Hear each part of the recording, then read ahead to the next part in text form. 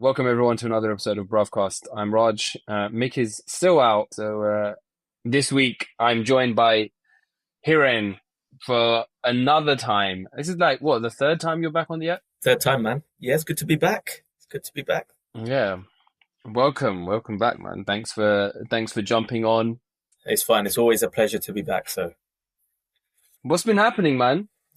it's been a while. Let's see what's been happening. It's just the usual stuff. So there's parenthood, there's kamkaj, there's pesapani, there's all that stuff that you normally go through as as a whatever. I think the only different thing that I've been doing recently is, as obviously I shared with you outside of the pod, is doing a bit of coaching. So my son, he's a part of a under nines football team. So I've taken on as co-coach. So that's the only kind of different thing Sick. that's been going on. So that's been an experience in itself. Let's just put it that way. Are you like, do you get heated when you're like, do you have a face off? You know how like Arsene Wenger used to do back in the day with what was it, Martin Yole? Do you remember they had a face off? Arteta had one with Klopp. Do you get like armsy Okay, so with the other managers? yeah, that definitely happens, and sometimes it could be just like little things like we could call a handball, and they're like, handball, are you mad? And then it just kicks off, and then there's someone, yeah. So so the first one is the arms between the managers, and my co-coach he gets a little bit more heated, but in a kind of passive way. So he'll say something, he'll rile the other manager up, and then someone will say it's only at under nines, and then you kind of just bring it back into perspective. But 2 weeks ago, it kicked off between the parents, and there was shouting, screaming, swearing, and with these games, like especially with the home game, so you have under fives, sorry, under sixes over there. You've got under nines that we're looking after, and then you've got the older team. So it's like a massive field, and then all you can hear is effing and blinding. It's absolutely mental. Now some of these, But that's the parents that are observing, not the actual managers, right? no. The So you've got the managers managers on fighting. one side having a little standoff, Oh, and then okay, you've got the they're parents having at a the other party. on the other end having Right. their own kind of issues because the referee. Because if it's a home game, we have to find the referee, right? So they Oh don't agree with the referee. They say shit. you're being unfair to our team. You're letting your team go ahead with some of the calls, and then it kicks off, and then you're hearing stuff like, "Oh, you slag," and then worse. It gets worse. So, and then the game stops, mate. The game stops, and the kids are now listening to all of this. So so then they come back. So we play in quarters. So every 12 and a half minutes is they stop, and they come back and they're like, "Oh, what does this mean and that mean?" And they're actually referring to the profanity. Oh, so they're learning the That, words. well, some of them know already, but it's just an opportunity for them to segue in and say, "Oh, what does this mean?" It's good fun. You should try it out. Can I like you? So you know you said that you pick the referees. Yeah. Can I just be like, can you just have me as like your rogue referee, and I'll be like, oh no, that's a foul, bro. Hey, handball, and then just give your team penalties. Like, what's there? Is there anything in place to stop me being an official referee, No, I can call you down. You can be a referee. The only thing that you need is a whistle and you're in. So bro? And do I need to wear like the referee outfit no, you or can no? come in anything. You can come in anything you want to Oh, is wear. it? Yeah, well, within reason. So yeah. Yeah, bro. You know, you know. Did your dad ever used to say "Tuki Choni"? No. Is that basically a way of saying briefs? It's to say shorts, bro. Oh, It would be like. So when we'd go to like the beaches that I Brighton back in the day, it'd be like, oh, my Tuki Chani, mate. But then no. I'm thinking to myself, Tuki Chani is briefs. He used Exactly, to refer to Tuki Chani as shorts. mate. Some of the words that we've come across are just like amalgamations of different things put together. So So I don't need a Tuki Chani, right? I don't need to you wear don't like need a a black dookie Tuki jelly, but Chani. you can rock up in anything decent. Come with your whistle, and you're in. All right. Okay, Okay, so let me know when you need a stand. Now I owe you one, innit? Because you've come in on a last minute for the pod, bro. So whenever you're in need of a desperate referee, bro, I'll come with my whistle. bro, Sunday 9 o'clock. I need you there on the pitch, but you have an excuse. It's Mother's Day this Saturday in the Oh UK. yeah, So it is sorry, Mother's this Day this Sunday. Saturday. This Sunday. So yeah, That's a good reminder. So you're not planned anything. Well, clearly I hadn't, bro. You know, actually, we were talking about it yesterday. We were talking about it yesterday, but I haven't. I haven't planned anything. I need to. I need to do something, man. Mother's Day is upon us. You gotta have two Mother's Day. You have your Mother's Day and then your wife's Mother's Day because she's a mother now as well. So you Exactly. gotta make sure that you're not, make sure you're doing it appropriately for both departments, bro. That's it, man. The Otherwise, immediate mother and then the wife and mother. exactly. Otherwise, it's going to be there's going to be some other arms that's going to occur. So, Otherwise, then I need a referee in my house, bro. and you got no more hair to lose, brother. Nor do I. So let's just No, bro. No, no, no. Let's not, bro. Let's not lose heads.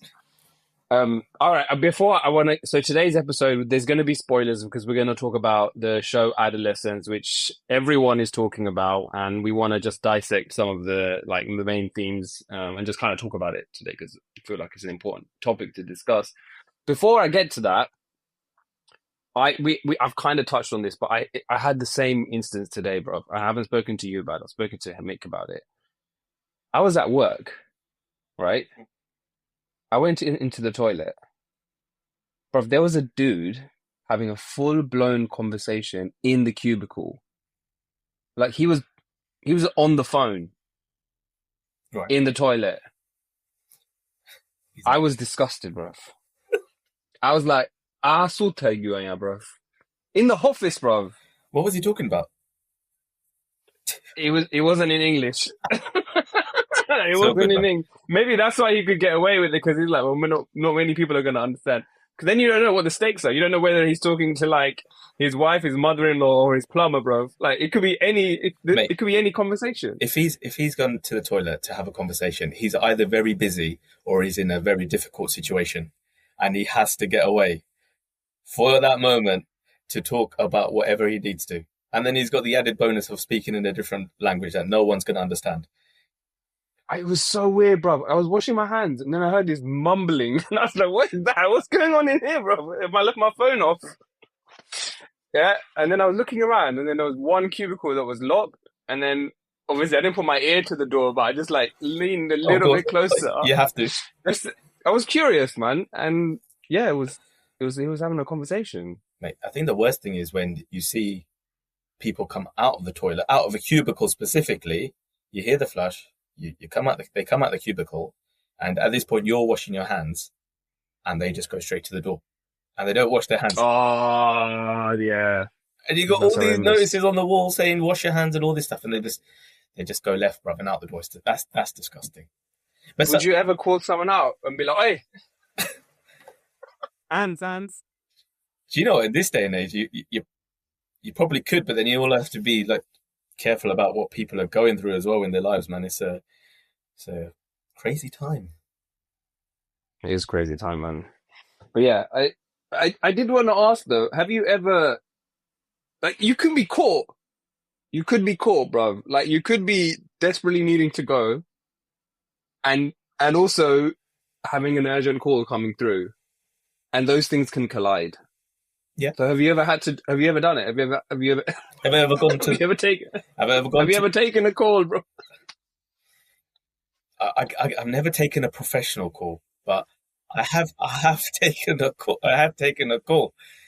Okay, people can think what they're like. People take their phones into the bathroom.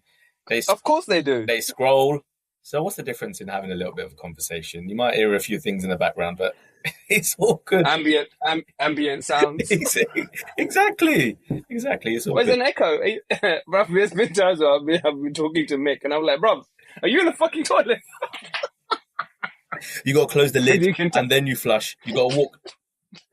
There's the echo, man. The echo on the sound bouncing on the tiles gives it away, man. You have to be strategic about it in a way. You have to close the lid, wash your hands very quietly, then touch the flush with your toes, and that's it. You're out.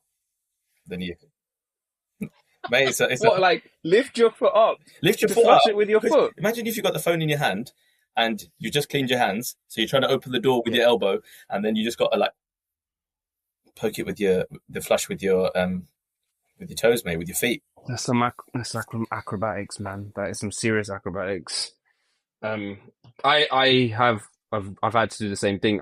I'm not a professional call, but there's been times where I've been expecting call and duty calls both Exactly. at the same time, Yeah. and then you just got to be like, all right, keep it brief though, innit? I'm not trying to long it. I'll be like, I'll call you back. I'll cut it short, bro. I'm not trying to have a long labored conversation, man. Oh man. Anyway, um, okay, so let's talk about the show that everyone is talking about. Adolescence. This episode is going to contain some spoilers because we can't really talk about it without talking about the details of it. So this show is, I think it's broken UK records as being the most watched streaming show in the UK ever. Like, no, normally a streaming show doesn't get to that top spot. I think Apprentice is normally dominates. But it has it's made it, making UK TV history. You've seen it, right? Yeah, I've seen it. Yeah, it's amazing. God, just if you've kind of It's no, go on. no, I was going to say if you just hear the story behind it and the way that they've captured it and the way they've shot it, it's just amazing. It's like one take. Obviously, they've had to do a little bit, but it's like a continuous shot, and that's what adds to the whole kind of drama and the narrative of it. To me, that is one of the two things that make this show like really, really engaging is the way it's shot and the acting. Like the way it's shot, one take. It's like I don't. Have you ever been to like immersive theater or Hmm. Yeah, immersive cinema yeah, where you walk in and you're in it, yeah, and the scene is just being played out in different places, like secret cinema kind of thing, right? It kind of felt like the camera was just in one of those immersive experiences because it was just like moving around to the like in the police station, goes from one room to another room, and kind of goes into the like parking lot, into the car, and it just felt like you were there yeah, yeah, yeah. with with the characters compared to a traditional show where they do cuts and it's like a completely different vibe. It feels like it's TV. This feels like it was a little bit more closer to that. And then the acting, my God, bro. For the acting to happen in one take, think about how good you have to be with like remembering your lines. Exactly. And I think is it Jamie? He's never had any acting experience before. He's just come in. Really? Never, never. He's not had. If you listen to, there's an interview by Stephen Graham who plays the dad. Now Yeah. he's an amazing actor. I've seen some of his movies. I think if you've not watched Adolescence yet, I'm hoping you've watched Snatch, and that's what he's one of his famous movies. But he comes in and he goes, Jamie is like a generational talent, and he's had no acting experiences at all. He's just like I don't know how he even got casted for it, but he's amazing. That's crazy, man. Because his acting is what so basically Sittle was telling me about this and he was like, we should talk about this on the podcast. So then I download Sittle told me about it the same day that Keir Starmer told Parliament about it. So I don't know if there's a correlation there. But I was like, there's two people that I've heard this from. One is our Prime Minister and then one is Sittle. I don't know who I trust more, bruv, yeah. Anyway, so I downloaded it and bruv, I don't know. I was probably doing 101 things at the same time. When I downloaded it, somehow and then I was like, I'm just gonna watch this on the tube because there's no time, bro, for me to watch it, right? So I'm gonna watch it on the tube. I started playing it from episode 3. I didn't Oh wow. realize. Okay. Yeah, I didn't realize. But it's weird because even if you jump in from episode 3, it's it's actually the best episode that it wouldn't have ruined it didn't really ruin it for me because it kind of goes straight into the discussion that he is having with the psychologist Yeah. and like he's talking about like in his background and all of the rest of it. But then I realized what the hell was going on. Then I started it from episode 1. That I was blown away, bro. Like it's terrifying, man. It's absolutely terrifying just to see not only like the topic that they're talking about and like just like this toxic masculinity and like where it's taking young boys and what it's doing, like radicalizing them into, feeling shit about themselves and just bottling up feelings and then that kind of leading to violence and all the rest of it. Also the schools, Yeah, bro, our school was not like that, man. it And wasn't. we went into like it was not, our school was very rough around the edges, but it still didn't feel as chaotic as this place, bro. It's mental. Like if you look at some of the attitudes of some of the teachers, like you've got the one teacher who's helping DCI Bascom, like look around, and then you've got the teacher who they go into the classroom and he's just like, I have no care for these kids. He goes, I'm just here to do a Mr. job. Malik, Mr. Mr. Malik, Malik, bro. that's him. I'm like, it just gives you Wait, bro. no faith in the system to like look after your. Now I know not all teachers are the same, but at the end of the day, some of these teachers are underpaid and overworked, and you can kind of see where Mr. Malik is coming from because there's only so much within his control. But there are so many Yeah. like things that like so many topics coming out of that, like cyberbullying, mental health, parental awareness. God, it's crazy. How do you as a parent navigate these social Bro, media? yeah, that's what I was like trying to keep telling myself. But then I did a deep dive on it and like was trying to just kind of look at different angles. And um, one of the one of the things that sticks out is that it's this whole idea of like it takes a village. Mm. And if you break down his like what failed him, it was just a combination of things. Like there was not one single point that you could say this thing is to blame or that thing. Like there was just so many things that was going on, and so much like it was a perfect storm. Yeah. And then it ended up happening.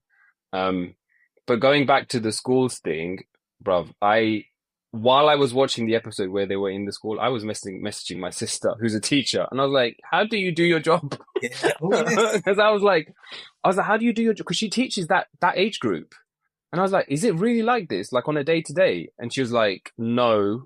She goes, "Not all schools are like that, especially like most schools that she knows of, and like through her colleagues and whatnot." She was like, it's not that is not the norm, but obviously there are schools where it is like that. But she works in an inner London school, and she was like, kids will never take their phone out. Kids do not take their phone out in class. They're not allowed to. They wouldn't dare to do that. They're very polite, very well mannered. So it's I think it kind of has to paint the picture, right? Because it has to show this was the environment that this kid was in. The fucking teachers are just playing videos they're not actually like that was one of the things that he says, like they're just playing videos, they're not actually teaching the kids. Like I don't think that's what's happening at every school, but maybe it's happening at some schools. But yeah, that was one of my like takeaways. Was like, oh fucking hell, bro! Like we're parents, man. We're gonna have our kids.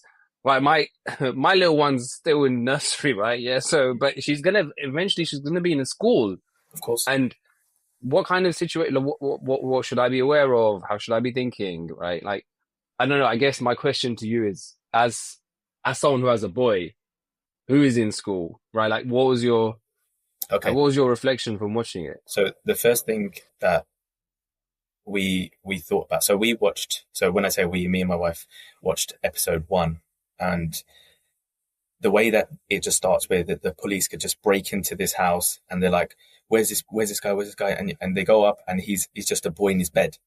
And the thing that kind of made it real for us is my son looks like Jamie. Like they got similar frame, similar haircut. So we're like, oh my God, like what if one day, not one day, but what if we could actually put ourselves in the position of the parents and the family? So I guess we took the decision to let him watch Adolescence with us. Oh, okay. Yeah, so he watched it with us from episode 2, and obviously it's got a bit of profanity, but the other thing that we try to do is be quite transparent with. Sometimes you're going to hear these words at school, and we want you to understand what they mean. So we've gone in with that angle. That's our parenting style. People can agree or disagree. That's fine. But when he saw it, he was just like, "Wow." The only thing that we said to him at the end of it is, talk to us if anything is happening. If it's just a simple shove at school, if someone said anything. So we used the program to reinforce basically the kind of dangers of cyber. But now that's not going to affect him yet because he hasn't got his own device. But he does have a device in the sense of watching YouTube and stuff, and there's influences that can creep in from there. So we're like, we try to keep a track of what he's watching. But yeah, we do. Obviously, he's only 8 years old, so we do think how much of this is actually going on, how much reality can he take from this show without then going back into the usual day to day. So it's mental. But the other thing I started thinking about is when we were at school, when we were at that start, that social media age, weren't we? MSN had just come in, or around that, and we were going on. We had a bit of fun with it. We were, having fun with it. But now it's just a lot deeper. You've got social media. You've got that whole cyberbullying, which is in a way worse than physical bullying, because with physical bullying, depending on where it happens, someone could see and someone could step in. With cyberbullying, you're there it's just you and someone that knows something about you, and sometimes it's difficult for them to share that with someone. So we've, again, just bringing it back to my case, is speak to us, tell us what's happening, and just be careful of your surroundings as well. Mm. Yeah, man, that bullying thing is crazy, bro. Like the the difference between like no, bullying is good, right? Like bullying is just shit in every situation. With cyberbullying, it's like it's there for everyone to see. And I think that was one of the triggers where um Katie, who's the girl that was murdered, was posting on Jamie's Instagram, and she was posting like the emojis, which we'll get to, which was essentially a form of cyberbullying. And then there was people that were liking that, which is reinforcing what is being. So as someone on the receiving end of that, it's not just someone's passing notes in the classroom or someone is just like calling you out in the playground. This is their kind of permanent, right? Unless you decide to take the photo down for everyone to see, for everyone to judge, for everyone to comment on. It's fucking scary, man. And then what the impact that's going to have on a kid, um, and how it's going to shape their self-confidence. So, yeah, I don't know, man. When do you, like, so you said that um, your son hasn't got a device yet.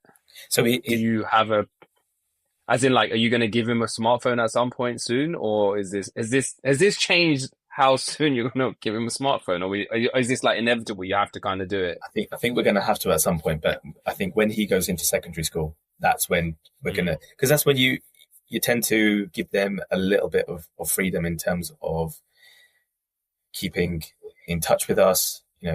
They start to go, as we did, you start to go to school by yourself. So I think we need it. It's there as a safeguard, but it's also there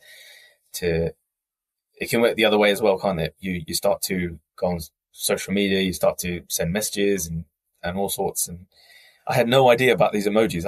I thought I was with it, man. I thought I knew about Bro, smiley emoji, this emoji, and then that one scene. It's like, wow, it's like a whole different language.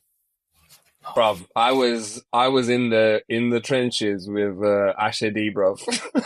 Bruv, and I needed more than 21 seconds, bruv. When he was being schooled by his son on what the emojis meant, I was being schooled. And that scene in my head is basically, this is our generation and the next gen. Like, we're basically, the torch is being passed. Yeah. We are no longer the ones that are in the know. We are no longer the ones that know. Like, growing up, we had our own slang that we would say certain things that our parents would not know what we're on about, because that was our way to convey, whatever it is that we wanted to share with each other. But these lot have taken it to the next level. They're doing it in a digital way. They're using emoji like hieroglyphics, bro. Like, it's such hidden meaning, bro. And then I was like, oh man, who have I sent different colored hearts to in my chat, bro? Oh yeah. Oh my god. And that whole frustration part when he was trying to communicate, and then you've got that whole, they're talking in different languages, but then you've got there's that frustration that comes in. Like, he was getting frustrated at his son, like, this doesn't make sense. And I think that also raises the importance. So, like, sometimes as adults, as parents, we think we know everything, and we kind of just shun it away. So it just kind of re-emphasizes that point of that communication between you and your child. And learning, because at one point I thought, because my parents are quite older, right? I thought, oh, they won't get it, just cultural differences, age differences, and I thought when I become parent, I'm going to get it all. But this just No, bro, put it me floored left. me. I was, yeah, I had no idea. I was like, bro, it's the equivalent of a dad sending fucking eggplant emoji, bro. Yeah, exactly. It's the equivalent of that, bro. It's like the modern day, bro. But then I was like, oh shit, even on Bruvcast, we have had, you can look through, listen, if you go through our Instagram stories, there's a feedback story. And on there, I've hearted feedback that we've received, and I've put a purple heart, which apparently means I'm horny, bro. Oh God. So this So is, I'm just gonna stick to red hearts, bro. It's all love now. I'm not gonna fucking mess around with different hearts, man. oh God, the language breakdown is mental. But imagine if you like with work now as well, like you use MS Teams. Well, we use MS Teams here, and you've got the kind of chat features, and sometimes you can respond with an emoji. Imagine you put the wrong color heart to a colleague. What's gonna Well, nowadays, yeah, especially if they're under 24, bro. No, man, you can't. But there's like, well, what's your get out clause on that? It's an honest mistake. Should there be an education on emojis, man? I there? don't know, bro. But when that scene was unfolding, I was like having like my mind was blown, bro, of like that, and then incels and all of this stuff. Yeah, Like I know about some of that stuff. I've seen the documentary on like Andrew Tate and all the bullshit that he's been doing, and like it's radicalization. Like it's getting kids who are really vulnerable, isolated, feeling lonely, and giving them a cause, whatever that cause is, right? Whether it's any kind of extremism, any kind of extreme thinking, and he's definitely exploited that. mm-hmm. Um, and just bro, some of the stuff, like the whole like idea of the Matrix. There was this. There, I don't know if it's still on iPad, but there is this documentary about him, and just talking about how prolific he is with teenage boys and young boys, and how popular he is as a figure, which is terrifying, bro. Because Yeah, his fucking views, bro, like the kinds of things that he says, what he comes out with, um, and I think it's just captivated a generation for whatever reason, and now we're seeing the impacts of that and the effects of that. And there's others, and there's forums, and there's like, I think there's always been that in history. There's always been pockets of like subcultures and like these weird shits that happen. But I feel like nowadays with the internet and just the access to information, it's just so easy. that's it. It's just literally like a few taps away. And I mean, this generation, like Jamie's generation, bro, this is a generation that grew up. One of the first things that they ever saw or that could recognize was probably a smartphone, bro, Yeah, shoved in their face because their parents are taking photo of them. So true. that's the first introduction to technology. And then they've just seen nothing but that until whatever age that they are. So that's going to have an impact, bro. And I Definitely. think that's fucking, to me, that's the scariest thing, man. Because how do you get around that? How do you get over that? How do you kind of give kids like something else to focus on, or give them like another perspective? I don't know, man. It's a That's a it's a difficult thing. tough one. Like imagine like when we were 13. So what's that? Year 7, year 8? No, yeah, roughly around that. Year 7, 8, 9, whatever it was. You go in and you got your hormones all over the place, right? So you're trying to study, but you're also trying to navigate puberty. You're naturally, as I was, I think, as we were, I think we can speak for ourselves. We were trying to impress the girls as well at the same time, right? Of course you So were. Yeah, of so there's course. so many things now that from what I've heard about the manosphere and the insult subculture is that it's basically when you don't feel that, or when you felt to feel unattracted or blah blah blah, you're basically targeting women as the enemy. So from that point, if you're so again, it's about communication. But how do you navigate yourself away from that, from seeing yourself as, well, I'm unattractive, I'm being, labeled as an incel. You're going to naturally go to communities where you're going to feel accepted, aren't you?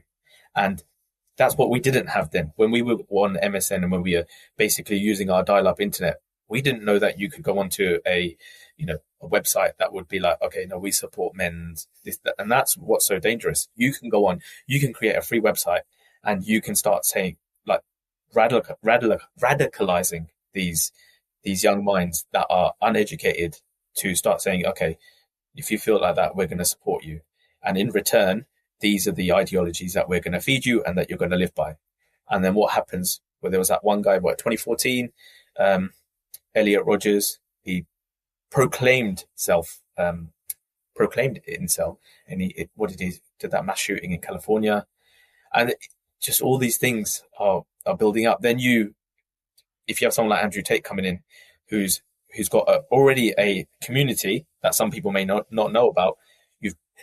There was that one scene, I don't know which episode it was, but he goes to get blue paint, and then the guy who recognizes him goes, "Oh, I know, I recognize you," and he goes, Oh yeah, and then he yeah. goes, "Look, we believe your son, and there's a whole community that's going to support him," and that just opens up to, whoa, there is a whole community of people who think like this, who are going to act like this. And that's the scary part, is that when do you, as a parent or as a bystander, know when to step in, or what's going on before it's too late? Yeah. Is bro, when I was like reflecting on it after I finished, bro, it was like, where is the hope? Where is the glimmer? Like normally you watch something like this and then there's a little glimmer. But here it was like, well, I guess the hope is you, man. You've got to be the person that internalizes. Keir Starmer was like, oh, this should be shown in Yeah. schools. I think it should be shown in offices and workplaces. I think it should be shown everywhere. Like I think everyone needs to understand that the the the time that we're living in, there is, for whatever reason, right? And there's multiple reasons. There is a generation of young men in particular that are struggling and are getting solace from whatever it is, whether it's gangs, whether it's this stuff, whether it's other forms of extremism, because you're just ripe for the picking because you're not getting, you're not having those role models, you're not having an outlet, you're not able to express yourself. This other thing I basically put, like, obviously I'm always using AI, yeah. So I put the whole like AI spin on this and I was like, can you deep dive into all the episodes and all the rest of it? One of the things that it was saying is there's a contrast in behaviors with men that are represented in the show. So you have the Buscum, so the detective, right? Ashley Waters, right? That's his name. I always just call him Ashley I D, should bro, do. but Ashley Waters. Yeah, Ashley Waters. And then you have his dad, who both are men that show their vulnerability, right? The dad openly cries in front of his son. And Ashley Waters openly talks about him not being a great dad or needing to work on being a dad. But I think in one scene when they're outside the school, he's just talking with his partner, and he's like, "Look, I didn't plan to have kids, but we are where we are," kind of situation. But they're openly admitting that they have flaws, in their characters, or they're being emotional in front of others. And the opposite to that is, I guess, like the ideology that I think this Jamie has subscribed to, which is men should not show any emotion, men should be super alpha, all that Andrew Tate bullshit, bro. Yeah. Like that's kind of how you need to be. And I think that's also the other thing that's super dangerous, where you're not getting that like opportunity to express yourself and be human, bro. Whether you're a masculine or a female, whatever the fuck you are, bro, you're human. You have emotions. You need to find a way to express those in a constructive way, process those in a constructive way. Like I don't know this though, but like I feel like with our generation, like in Asian culture, there is still some of that, like, men haven't really spoken about how they're feeling. Like my dad didn't really, I never really got a sense of like what was going on inside his head. I did see, I definitely saw my dad emotional. Like I saw him get upset when like people had passed away. I think that was probably the most common times that I'd see him like show his emotion. But it wasn't as like super open. And I don't know if that's something that I want to be like overdo that, right? And just be like, this is everything that's on my mind, right? Because then I personally I feel like you need to have a balance of like you need to be able to show that you can regulate and Yeah. process your emotions and not just be like take everything and just be super reactive, like be super angry or super emotional or super um whatever it is. But I was curious from your perspective, like when you were growing up, did you like with your relationship with your dad, like did you have that similar thing? Like did you what was your idea of showing emotion as a young male and now as a man? Like how was that shaped? So I think there's different things that come into play. Is my dad's experiences of growing up. So me and my dad have got a large age gap. So there's there's certain things which have influenced him, and like so, you know, he lost his mum when he was around 8 years old. So I think that's going to have a massive impact. And then he did have a large amount of sisters. So I think he had 7 or 8 sisters. But as the youngest, he was left to kind of deal with everything. So they got married, some passed away, so he was left. Um, so I've had a good relationship with my dad, but it's not been one where we openly talk about emotions or anything like that. Even with my mum, like we'll hug, we'll do this, that, and the other. I'll hug my dad, but that's where it would stop. You wouldn't really have that communication where, like, okay, you'd say, "Oh, I'm not feeling well," or "I'm hungry," but you wouldn't say, "Oh, Dad, or even Mum, I'm feeling sad today," because that just wasn't what was displayed. That wasn't what happened. And Yeah.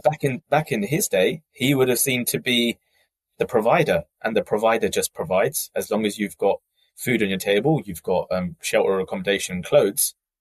I've done my job. And now with everything that's happening, and you're breaking down into the more kind of interpersonals, the mental health, and all these kind of things, that's when it's opening up to it's normal. You need to regulate. It's fine to talk about this, and this is that with me. It's about bringing that more into my relationship with my son and my daughter, and my wife's great at that. She talks, she opens up, um, and she makes them think about their day, what went right, what went well, and then we start supporting. But and it's not a bad thing that I didn't have that with my folks, because that's just the way it is sometimes. But Mm. if you don't know what you don't know, and Yeah. when these things and these stories come out, it just raises awareness of what you need to start factoring in, and yeah, so we just have to navigate and move forward in a way that's, and sometimes even like my son, he doesn't want to talk about his emotions sometimes, and that's absolutely fine. So you have to be mindful that you get the balance right about where you're coming from, because he could just be frustrated about, I don't know, he didn't score a goal at football, and he's in a completely different space. So it's about creating that right atmosphere as well, that right environment for you both to open up. But also just to say that if you do want to talk, like, we're here. We give hugs, we do all that, and I think that opens up that relationship a little bit more. And I didn't necessarily have that, but yeah. And then you've got, obviously you've got, I've got a boy, I've got a girl, so it's different. It's sometimes with my son, I'll step in a bit more, and I'll start talking about, these are the changes that are going to happen to your body, and these are the things, and we'll have a laugh and we'll have a joke. And then with my daughter, she's still a bit younger. She's only 5, approaching 6, so it's a different age, but it's important, because there's, going back to the show, there's obviously it was all about Jamie and the kind of influences that are happening, but there's, and I guess that it just wasn't in the storyline, that but there's a family that have lost a daughter, and you also have to put yourself in that position as well as how is this affecting them, because you see the kind of social dynamics of how it affects Jamie's family. And in that last scene, he says it all comes round, and he goes, "Oh, Dad, I'm going to plead guilty." Sorry. Yeah. On the offset, he's been like, "Dad, I didn't do anything." And when they're in that room together, he even says, "I didn't do anything." And then finally, and that impact and that you see him lashing out when he goes to that shop to get paint. It's crazy. There's so much to think about. Yeah. Yeah, no, it's a great point around the family, man. Like the girl's family, you have no idea, no idea what's going on there. You don't really get any insight into the parents whatsoever.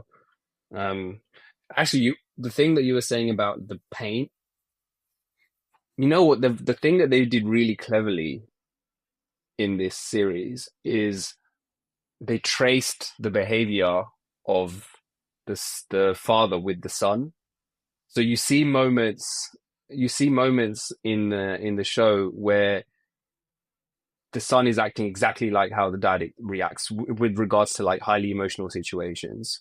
And there's parts when he's being interviewed by the psychologist or the shrink, he gets so angry at some point and like throws the chair around, and then he apologizes because he realizes that he's just kind of, he's been out of line. He's let his emotions get carried away with him, whatever. And then there's a parallel scene that happens in like later on with when the dad realizes that they've sprayed his car, right? And he's trying to wash the car, and he goes into the kitchen and he's just making this mess, and then he has a go at his wife, and then again realizes that he's out of line, and then he apologizes straight away. So like you can see that I see this every day. Like my little one's 20 months now. She will see and mirror like behaviors that she observes in us, and kids do the same, right? And they don't like, you are there 99% of the time, right? In terms of another human, if there's another human in front of them, majority of the time it's going to be you, right? Obviously at nursery and friends and all of the rest of that happens as well. By and large, you're going to be there. You're going to be the unofficial role model, right? Like whether you like it or not. So whatever behaviors you do are going to be emulated. And I think just as a reminder of that, it was like, yeah, like even if you're having an argument, like there was another point where they were having a proper argument about moving away from, I think they were up north somewhere, maybe with Liverpool. And then the daughter was sitting on the stairs listening, and he's like, "You shouldn't be here. You shouldn't be listening to the conversation." Whereas like, how do you learn, right? Like as a kid, how do you learn how to have constructive conversations? I don't know, bro. It's difficult, man. It makes me terrified about being a parent. It does. Because it's like, well, how much can you do? Even because the thing when he's talking about, like when he's having a complete breakdown after Jamie admits to everything, that the plea and everything, he said, "My dad used to batter me. My dad used to beat the shit out of me. I said I will never do that to my son, and I did not do that to my son." So as far as he's concerned, he's made an improvement on his dad's parenting style. But then he's like, even if I made that change, it made no difference. He's worse off because his son is in jail. His son took someone's life. So yeah, it's so many dimensions, bro. There are, and just you saying that is like literally everything communicates, like the way you're feeling, because obviously your mood has an impact on your body movements and all sorts, the way you're thinking, etc. So when you've just got, like, obviously with my case, you've got two little people just looking at, especially if I've had an argument, if I've had a bad day at work or whatever, they're seeing, okay, this is how dad regulates his emotion. This is what he does. So then it will be like, okay, this is what I need to do because they're doing it. They're the people that are meant to be teaching me. So this is fine. This is what I need to do. So as a parent, you need an outlet, which sometimes they can't see, but you're together. You're pretty much together at least what Yeah, 13, 14 yeah, hours of the day. Um, it's yep, mental. And then I think Jamie does say that one time he obviously the dad did say that he never hit his son or whatever, but there were moments where he went shit ape and he kind of knocked down a shed and went a bit mental. yeah. He tore down the shed. Yeah, yeah, So yeah. I guess what that's saying is that okay, he was angry, he was feeling it, and he took it out on the shed. So if things build up, it's okay to let it out in a different physical way. So Hmm. it's crazy, right? How much can you? Yeah,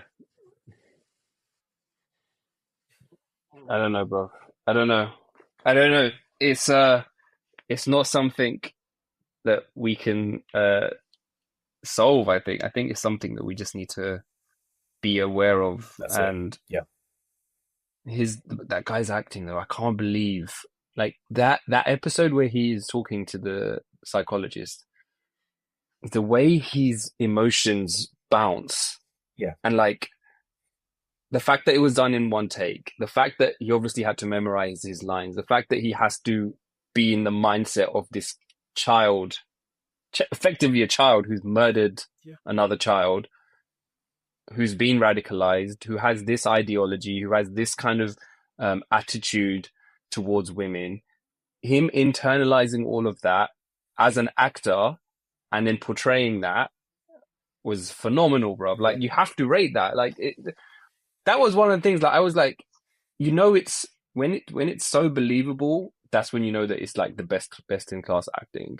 Yeah. Where like you just it's not even a character. You just like okay, this is I'm seeing an actual story. I'm seeing somebody actually like represent whatever it is and talk about the emotions. And at some point he gets so angry at her, and then he's like, "Well, you got scared by a 13-year-old. That's pathetic, isn't it?" Yeah. And it's chilling, bruv. Chilling.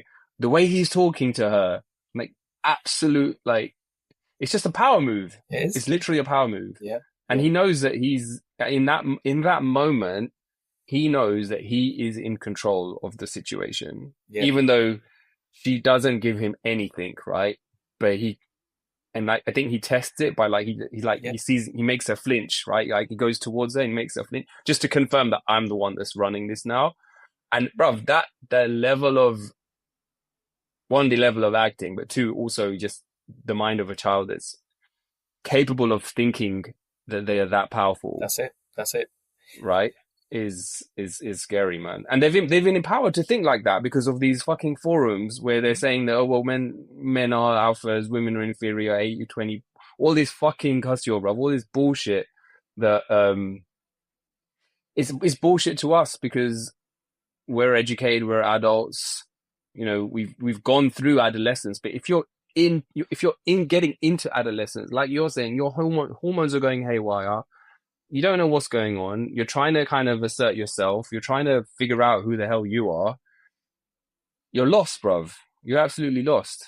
And whatever's going to be the loudest, whatever's going to be the most like attractive or feels like it appeals to you or something that you can relate to or something that gives you some sense of solidarity is what you're going to gravitate towards, whatever that is, wherever that is. And I think that's to me the part is like, well, how do you give kids that as soon as possible, and what are the different avenues to that, whether it's clubs, whether it's sports, whether it's arts, because he was a good artist like that he does a drawing Of the dad. Yep.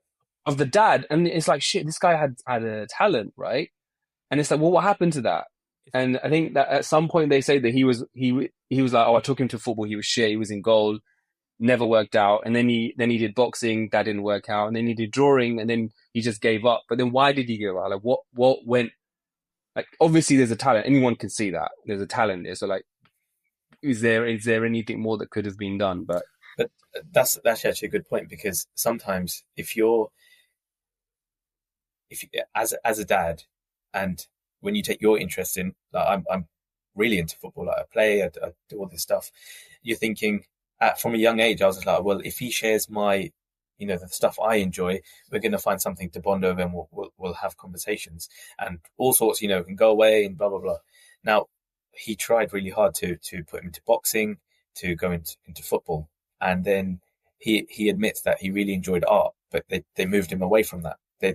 They just didn't Yeah, see that as something. So again, there's so much influence in what we think is right as parents and what they should be doing, that we forget that these guys are not mini we's, and that they need to be them. And You if need to find, and yeah, need and to if find you their own break thing. off that avenue, that's it. You've just broken a piece apart of them. That's it. And then they're going to be like, okay, well, I can't do this. I can't express myself in a way. Because how many times I could, I like doodling and stuff. If I get frustrated at something, I'll start doodling or whatever. If you were to cut that off, that's a very small, example. But if you were to cut that outlet for me, what's going to happen? I'm going to hold it inside, and then at some point, when I have no control or I lose control, that's going to come out in an argument or verbally or whatever, however someone else is feeling has been led to feel about. But yeah, but just amazing actor, amazing actor, and that scene was, I think all these scenes were fantastic. So Yeah, it was so good, man. It was a show that, sometimes you watch something and it just stays with you. yeah, kind of hits more Like, deeper because as a parent, you're yeah, thinking about the different, yeah, yeah, yeah, because you've got a nephew, so you're there's it's not just yeah, as a bro. parent, Yeah, and yeah, you're thinking that 100%. in many Yeah, yeah, yeah. ways. So When I was seeing how he was talking, that is literally how my nephew talks, because he's a young boy. yeah, Like, they're a little bit like, there's a little bit of attitude. They're a little bit snarky, but they're funny. They're kind of like pushing the boundaries a little bit. They're being cheeky. Like, boys are boys, right? Like, that's what they're like. You can see that in him. So it's like, okay, this is super relatable as a character of like someone in my life, which is why I think they did such a great job with the show, man. Like, it if the more relatable it is, the more it's going to stick. And the messaging, well, the messaging is complex, bro. Like, the messaging is definitely something that needs to be picked apart, and we haven't done it justice. We've been talking about it for what, over half an hour, 40 minutes, and I feel like we've just scratched the surface. But we should definitely, well, you should definitely, as a listener, give the show a watch if you haven't watched it, and if you've been able to like listen to us talking about it with these spoilers and you haven't seen it, give it a watch. It's a great show. And yeah, let us know what you think. I think it's a conversation, and we do not have the answers. We just have opinions. So yeah, I think that's us for time, man. Do you have any final thoughts or reflections? I think if you're a parent and you've watched it, or you definitely watch it, consider if you've got children that you would feel comfortable watching the show with you. Um, Watch it, pause it, and definitely get their take on it and what they're thinking, because you could be opened up to a whole different perspective about what they're thinking and what they see. So definitely, just I guess in a way it would be good to hear what others are thinking and what their thoughts are on the show, and just be patient with yourselves as parents and as carers. We're not always going to get it right, but there's always tomorrow, and we can do our best to improve and use the show, as you said, as awareness. So may the force be with you in whichever way you need it. But God, Wow, there's your glimmer of hope, bruv. That's the glimmer of hope I was waiting for. You should have just popped up on the screen at the end of the show. I will. Bro, the other day, right? We were playing a match. We were playing the semi-finals. We made it into the finals. And one of, Oh, sick. yeah. And so that was really good. But one of the kids came up to me after, and it's not well, maybe it's a bit related, but he came up to me and he goes, "Oh, I wasn't feeling at my best today," and I was like, "What's wrong?" I go, "You played excellent. You did what we asked, and this, that, and the other." And he goes, "Really like this girl. Let's go." And I'm like, "Wow, when did I become an outlet for someone who yeah?" And they were like, "Oh, I really like this girl, but they don't. She doesn't like me." And this guy, it's under nines, bro. They're already thinking about it because and some of these things, like they go online and they play games, different influences, and they've got their own devices. Some of them actually have their own mobile phones, so they got access to like YouTube and all this stuff, and It's crazy. About What did you say? I just said, look, you're still young. Don't worry too much. There's as you would say, there's plenty of fish in the sea and this and that. He's like, what does that mean? So then I had to old school advice coming in, and then it's just then he was just like, oh, okay, I kind of get it, and then he kind of ran off, and then it made me think about us back in the day, when we were trying to impress girls, and I don't think I was ever at an age when I was in primary school that I gave a toss about what a girl would think about me. But as soon as you come into secondary school, Yeah, and secondary school thing for me, man. it's it's mental, right? And then you start, yeah. Then I started looking back, and I was just like, at one point I was thinking about, Della Mendi, that song, Della Mendi, right? And then I was just like, my experiences from year 7 to I guess the start of year 10, because everyone has a little bit of a glow up at some point during Yeah, yeah, secondary yeah, school, yeah, right? So yeah. I had a slight glow up in year 10. So up until 7 to 9, man, I struggled. I struggled hard, right? First of all, you got hair growing on top of your lip that you don't want there. You got hormones. You got BO. You got all these different things, and then Della Mendy came to mind. You try your best to impress all these girls that you're attracted to, and then that song, "Turuk, turuk, tuk, turuk, turuk." Yeah, so your heart, you see a girl and you're like, "Turuk, turuk, tuk, turuk, turuk," and they reply like, and they're like, "Nah, nah, nah," and that was my year 7 to 9, bro. So big up Della Mendy, bro, man.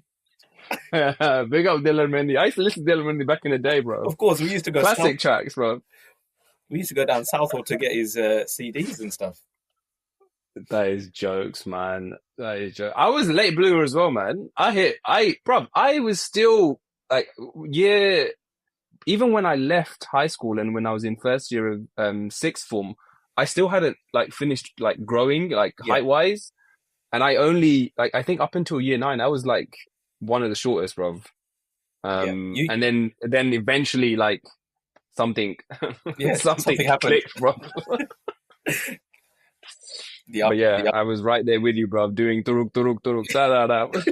But the other thing is right. As a like say 7 to like year 7 to even year 9, right? What if you get a girlfriend? What are you actually going to do with them? Like you don't have money, right? You parents at that time wouldn't really let us out. You could basically go play football on the street. The only thing you could do is walk around on the playground holding hands. What can you Yeah, do? that's Nothing. literally what you do, bro. Nothing. Oh. That is literally what you do. And there's only so many like pokes you can do on MSN. Poke, poke, poke. But No, Post was Facebook, Nudges was MSN. no. Oh, is it? Ah, see, there you go. There you go. But we had high five. Like Nudges, the whole window would shake on Yeah, that's the it. That's on it. MSN. I stand corrected. Um, but this was good, man. Thank you so much for jumping on. Thank you all for listening. Please give any feedback that you have in the comments on Instagram. Send us an email, send us an anonymous message, anything and everything. We appreciate it all.